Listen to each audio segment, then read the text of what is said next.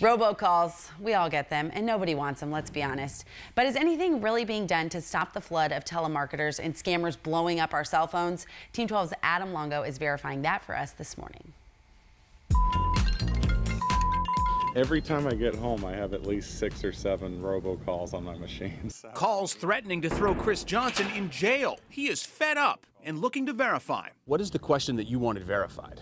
If anyone is doing anything to combat robocalls. You're reporting these things and seeing absolutely no action. No. I email them the number, I call their tip line or whatever, and yeah, just nothing. We're really doing active law enforcement, and we're using the data that consumers give us in our complaints to drive that. Verify brought Chris's concerns straight to the feds and this guy. Do not call program coordinator here at the Federal Trade Commission.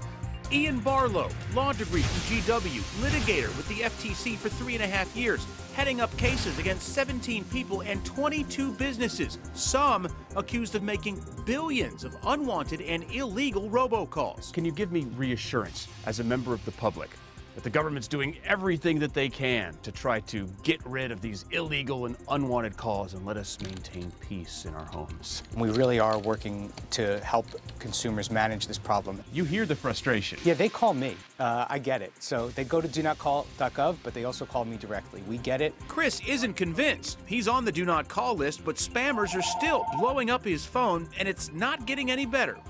So you're here to see action. You want to see somebody actually doing something to stop the robocalls. Exactly, yes. All right, well, let's go inside and get her done. Good afternoon. Welcome to New Star.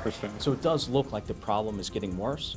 I would actually say that the problem is starting to get better. James Garvert, engineering degree from Villanova, vice president of product management with Neustar, a data management and cybersecurity company in Sterling, Virginia.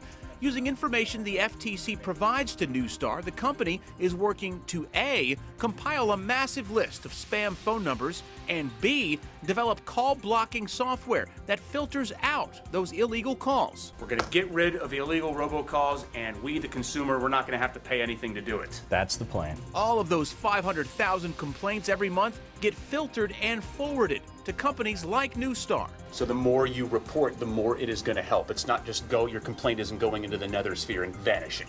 That is absolutely right. Do you feel better about some of the things that you've seen today? Yeah, and I think this is going to help a lot of people who knew nothing about this, including me. I mean, I knew nothing about centers like this. You call the government, you report these things, but you don't hear anything.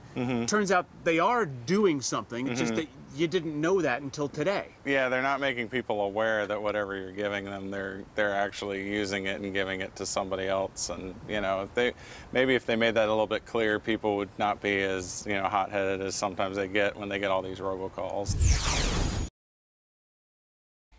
And if you have something you want us to verify, send an email to verify@12news.com. You can also reach out to us on Facebook and Twitter. Vanessa? All right, we're